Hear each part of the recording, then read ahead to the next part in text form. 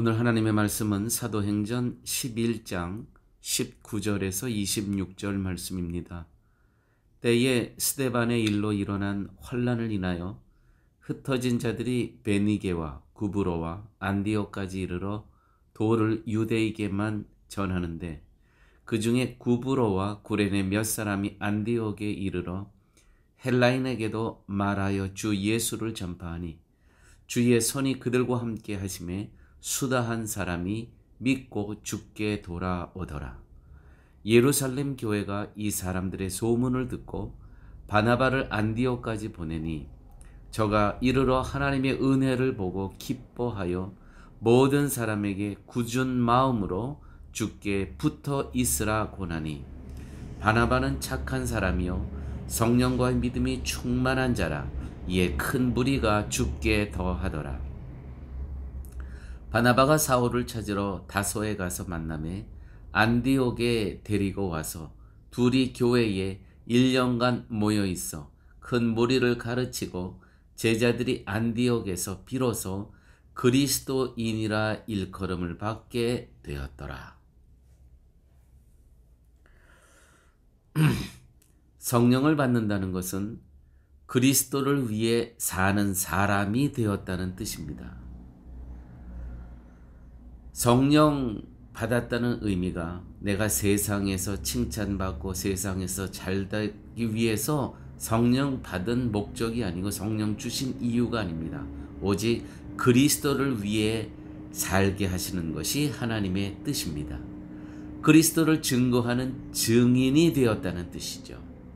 그러므로 성령 충만함이란 자신을 잊고 그리스도만을 생각한다는 뜻입니다. 이것이 매일매일 삶 속에서.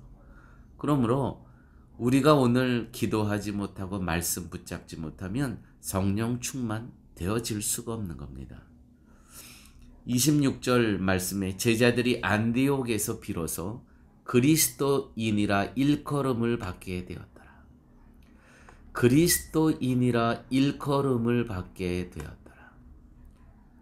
도덕과 윤리를 실행하며 살아서 세상으로부터 칭찬 들었음이 아니고요. 이거 오해하면 안 됩니다. 아, 저 사람들 그리스도인이구나. 저 사람들 행실과 저 사람들 윤리와 도덕적으로 딱 맞게 살아간다. 세상으로부터 칭찬 듣는 것었다는 그런 의미가 아니고요. 비로소 그리스도인이 되었다. 뭐야? 정말 저 사람들은 예수밖에 모른다.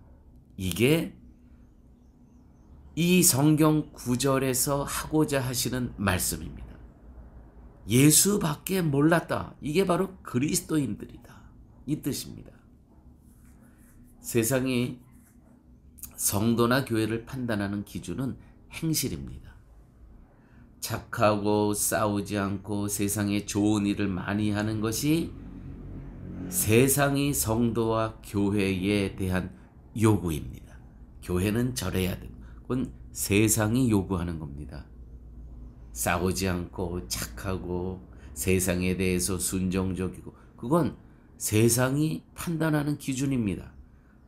그것은 하나님이 원하시는 교회에 대한 하나님의 생각하고는 아무 관계가 없습니다. 즉 세상은 교회가 그리스도를 말하느냐에 대해서는 아무 관심이 없습니다.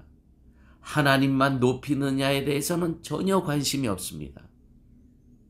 오직 행실만 착하고 부드럽고 세상에 대해서 순종적이고 이것은 결코 기독교가 아닙니다.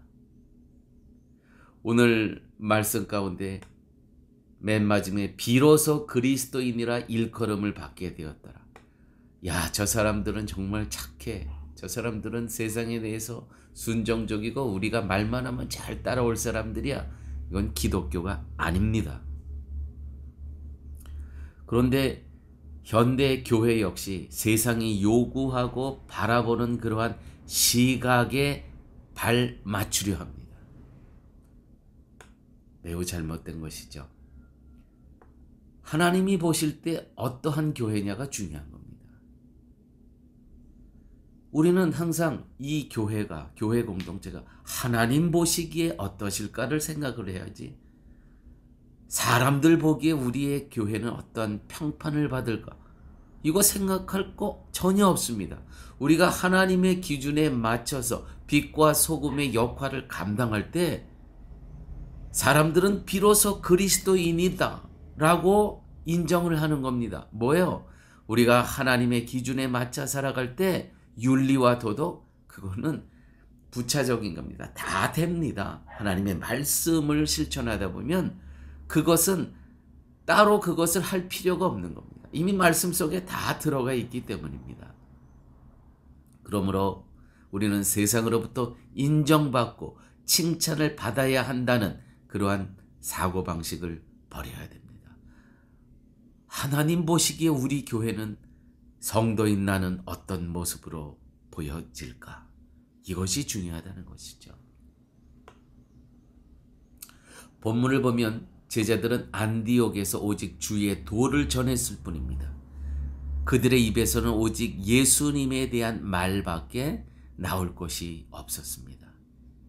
그들이 착하게 살았다는 언급이 없습니다. 그러니까 세상적으로 순정적이고 부드럽고 착한 것을 세상은 요구하죠. 그러나 그렇게 살았다는 뜻이 없습니다. 그리스도인이라 일컬었다는 것은 역시 예수, 믿는 사람들은 사는 것이 뭔가 다르다는 의미의 칭찬으로 받아들이기보다는 저 사람들은 예수만 말하고 성경만이 그들의 삶의 기준이다. 오직 예수 그리스도의 십자가의 은혜를 기뻐하고 감사할 뿐이다. 우리는 사람들로부터 이런 인정을 받아야 됩니다. 이것이 맞습니다. 하나님께서는요, 우리에게 성령을 부어주셨을 때는 세상으로부터 칭찬받기 위해가 아니라 우리의 입에서 나오는 것은 오직 그리스도의 은혜, 오직 하나님의 위대하심,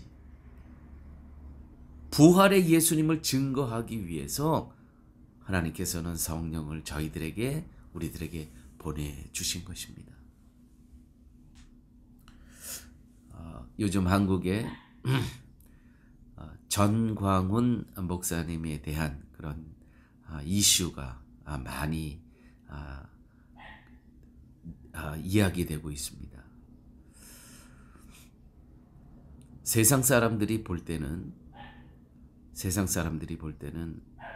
정말 어떻게 저럴 수 있나, 기독교인들이 저렇게 법을 무시하고 저렇게 소란스럽게 저렇게 할 수가 있나. 근데 제가 정광훈 목사님을 보면 트럼프 대통령하고 너무 많이 닮았습니다. 제가 볼 땐 트럼프 대통령을 많이 카피하는 것 같습니다. 이 카피가 나쁜 의미가 아니라, 물론 트럼프 대통령이나 정광훈 목사의 그 행실을 보면 무례한 면이 있습니다. 무례한 면이 분명히 있습니다. 그러나 이런 시기에 그 두 사람을 보면서 우리가 느껴야 되는 것은 세상에 대해서 주눅들지 않는다는 겁니다. 정말 이 부분은 우리가 깊이 성찰해야 되는 부분입니다. 나는 세상에 대해서 과연 주눅들고 있는가? 특별히 이 코로나 바이러스 기간 동안에 우리가 청결을 위해서, 위생을 위해서, 나와 주위의 사람들을 위해서 정말 철저히 잘해야 됩니다. 그러나 이거보다 더 중요한 것은 나는 코로나 바이러스에 주눅들어 있지 않은가. 그래서 모든 그리스도인으로서의 마땅히 해야 될 일들은 다 포기하고 있지는 않은가. 여러분, 정말 그리스도인이십니까? 그리스도인이란 그리스도만을 말하는 사람입니다. 그리스도의 삶의 의미가 오직 그리스도에게 있으며, 나의 삶의 의미가 오직 그리스도에게 있으며, 그리스도로 살고 그리스도로 죽는다는 이 믿음으로 살아가는 그가 진정한 그리스도인입니다. 세상 사람들에게서 성도로서 인정과 칭찬을 받고 싶어 하는 것은 사실 그리스도를 높이기 위한 것이라기보다는 자신을 부각시키기 위한 욕구입니다.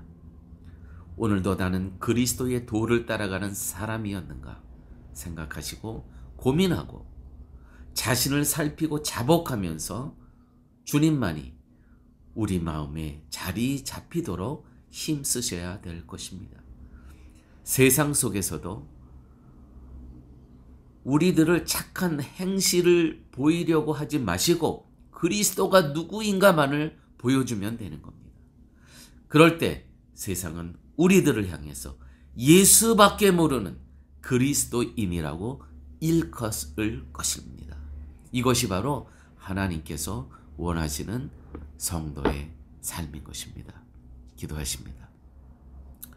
아버지 하나님, 감사합니다.